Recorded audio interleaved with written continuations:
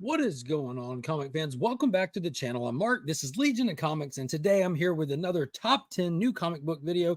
We got the week of September 18th, and there is a lot to be excited about. Let's dive right into it.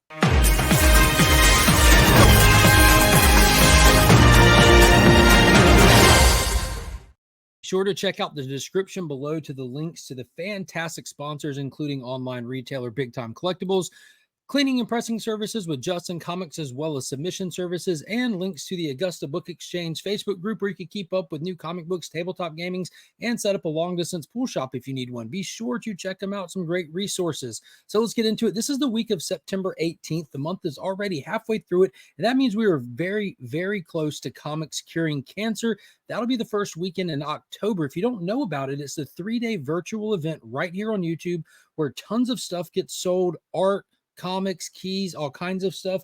A host of channels over 3 days will be putting it on, including myself right here, August 4th, starting at 7:30 a.m.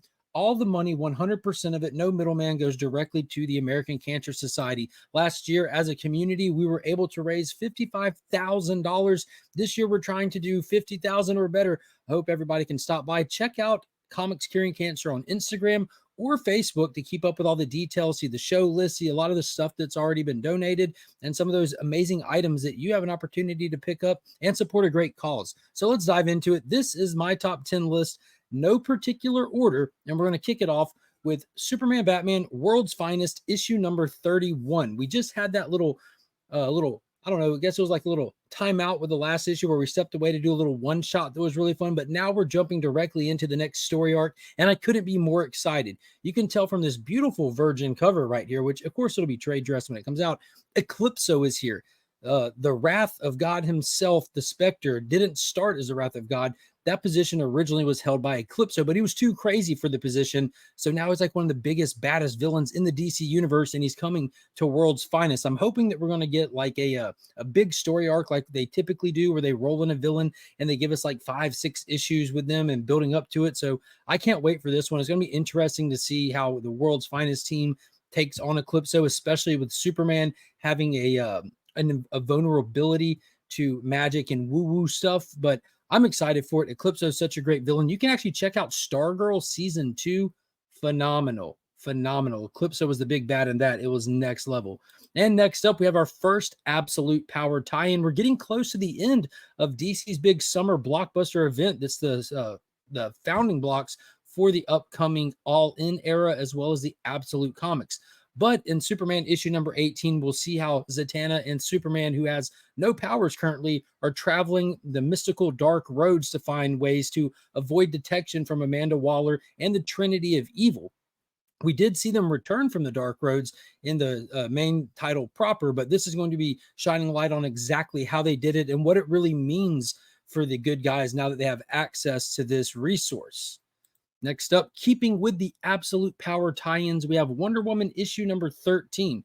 Starting in the previous issue, Wonder Woman has teamed up with Damian Wayne. Their mission to infiltrate Gamora Island, the island nation that Amanda Waller has taken over. She did that back in the Suicide Squad 4-issue miniseries that led into Absolute Power. She's taken over Gamora. She's using it as her Supermax prison facility for all the heroes and villains that she's been shutting down and keeping under her thumb. We also saw she was using them, their technology, and their wits to build a Stargate. Big spoiler is what she used that Stargate for, so I won't get into it, but you can check out the DC Comics deep dive at Sector 2815's channel. You can find him linked in all my descriptions. Him and I do content on this channel, but we also do content on his channel, including the deep dive, where we keep up with every single issue of all the events happening in DC Comics as they're coming out. So if you don't know if you want to like invest into it, if you have the time or the money, we got you covered. You can keep up with all of it right there at the DC Comics deep dive.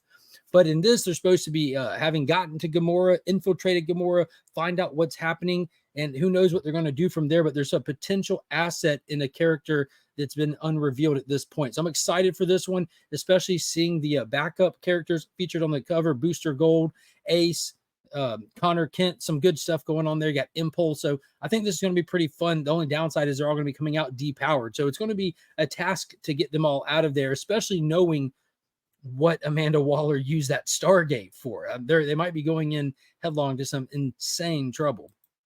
Next up, we have Philip Kennedy Johnson's Incredible Hulk issue number 17. So issue number 15 and 16, we paused for the call and took a look back on who the eldest is and how far the eldest goes back. It was a great little 2-issue flashback to give us some context on this like queen entity of monsters and what the eldest really wants, what it's trying to do. So now we're returning to the story where the Hulk is in Las Vegas trying to catch up with the lost spirit of Charlie, his little companion, and he's running into some trouble along the way. It looks like we're diving right back into this episodic style of storytelling, and this is also supposed to be the first issue that's going to be ushering us into the story arc that builds to Hulk issue 800. So I'm assuming Hulk issue 800 will be a big milestone issue, as they most of the time are. So we'll see where it takes us. I've really been enjoying this series. The art has been off and on, but I love Philip Kennedy Johnson's style of writing with these long format stories. It really gives the characters time to build. You kind of get an idea of why these enemies are so dangerous, and it looms in the background while you're dealing with foreground issues. And we're getting closer to Hulk coming face to face with the eldest finally, and I'm here for it, as the kids say. Next up, the finale to Avatar Frontiers of Pandora. Yes, Avatar is in my top 10 list. I'm a fan. I love diving into these movie universes and expanding on them. The lore is fantastic with Avatar. It's hard to argue anything like that. And in this one, I think this is like slightly tied into the video game. I don't know story-wise if it is or just in name only, because it's titled Frontiers of Pandora, but the actual title of the book is Select's Journey. We watched this person who suffered great loss in the battle at the end of the first film try to find himself again, and after losing his entire tribe. It led him to ultimately learning all kinds of skills, taking a lot of time to recover. And yeah, of course, tape comes first. Take it with you. Thanks. Oh, you're welcome. And now that now that he's recovered, he got stuck in the RDA camp, the little human camp, and he's found an ally in a human. So they're breaking out, and where they're going, we don't know. We're going to find out. I hope they bring tape. Next up, our last Absolute Power tie-in for the week. This is Super Sun issue number 1, just a one-shot here. This was a late edition, one that they held back from solicitations because just the cover alone, its existence is kind of a spoiler. John Kent was taken by Amanda Waller at the beginning of this event. She used her technology and Brainiac Queen to make a cyborg Superman out of it. Made him a Mazo asset.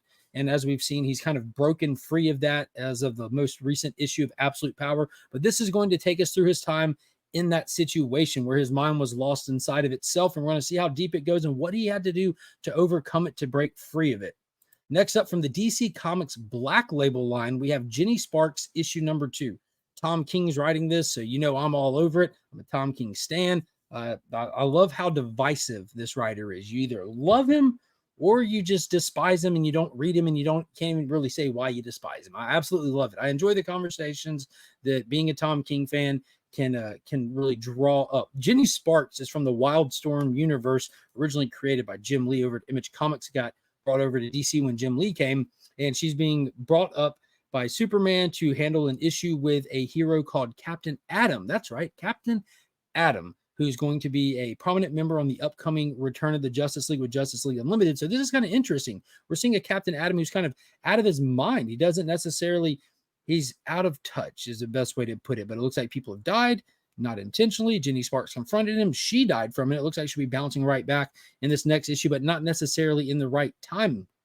We'll see where it all goes. We got introduced to a handful of characters in the first issue, and we saw how they all converged at the same place, and he happened to walk in right at the end. So I'm excited to see what Tom King does with this from a writing perspective. He always has a very distinct way that he writes a story that really sets it apart from each of his work. So I'm excited to see how he approaches this one. Got my tape back. And next up on the list, coming in on number 8, Spirit of Vengeance. This is going to be another one-shot. Benjamin Percy's most recent run on Ghost Rider, Final Vengeance, wrapped up with the confrontation with Johnny Blaze and the Hood, who was the current holder of the Ghost Rider power. And that did not end well for the Hood. Johnny Blaze is essentially back with the power. A new deal has been struck. Mephisto is not happy, but we're returning to go look at like a fan favorite here. If you're a Ghost Rider fan, especially through the 90s, you love Vengeance. His design is awesome. His bike is out of this world. He's bigger. He's stronger. He's got fangs. It's just awesome. We haven't seen him in like over a year now. The last time they did a Spirit of Vengeance one shot, we saw him transing through hell, just causing a ruckus. So maybe they'll bring him out and put him into the story. We still get to wait to see what's the next chapter for Ghost Rider as well, now that that Final Vengeance wrapped up. So I guess after this, we'll find out where we're going with Ghost Rider from there. Unfortunately, this isn't written by Benjamin Percy, and I say unfortunately because he's done such a great job over the past few years. Been loving it. Like, I'm a big Ghost Rider fan, and I love that the books are consistently good. You know, they're not like, oh my God, everyone go buy this now, and they're not anything you could complain about. They're consistently phenomenal. They're consistently fun reads. They're just good, and that's what you want from your comic. So I'm very excited about this. I hope Vengeance gets a little bit of love, gets a little bit of time to shine here, and we gotta pick it up, check it out, and see. So a really cool main cover here. There weren't a lot of great variants the last time they did the Spirit of Vengeance. There were some really fantastic variants, even some that I'm still watching for a low price to this day. There was like a 1 in 50 in that last one. I think that Ron Garney did or something. That was just amazing, but I'll get it eventually. Number 9. So this one shocked me. I was not expecting this. Came out of left field. Ultra Mega issue 5. Now, I should have known something was up because the most previous issue of Transformers had a 1 per store thank you variant that was an homage to Ultra Mega number 1. It said Ultra Maximus or something.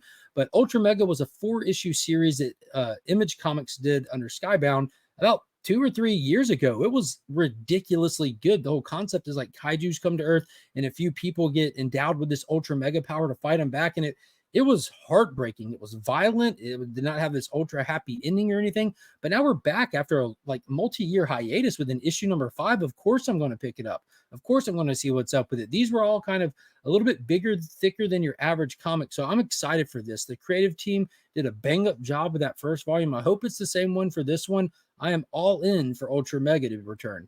And lastly, number 10, but number 1 in our hearts, the long delayed, long awaited for finale to King Kong, The Great War. So this one's been going on for a while. This book has made these lists like 4 weeks in a row at times where it keeps getting delayed. So I'm hoping that this listing is correct and we get the finale to The Great War this coming week. That's the Joe DeVito C cover variant. I picked up the C covers for all of these because if Joe DeVito is doing the King Kong cover, you get the Joe DeVito cover. Just amazing, and it kind of bookends the same sepia and black color cover that he did for issue number 1. But this has been fantastic. A World War II U-boat crash. Survivors washed up on Skull Island, and it's been a fight for survival the entire time. Toward the end of it here, they've been going tit for tat with Kong, and we're going to see that this captain is going to make it off Skull Island alone, or if Kong's going to ultimately get his prize. But that's my top 10 list for this week. There are a couple other books that I'll be picking up, but didn't quite make it into the 10. Leave me a comment. Let me know what you're picking up. Let me know what you're excited about. Are you reading Absolute Comics? There's a lot of stuff going on in comics right now to be looking forward to. Unfortunately, no Ghost Machine books this week, but they'll be right back the following week, I believe, and we're getting close to that second wave kicking off. So there's a lot of stuff to look forward to on the horizon. Don't forget to like, comment, subscribe, hit that join button, become a channel member, and get access to extra perks and stuff. And until next time, as always, I'm Mark, but we are Legion.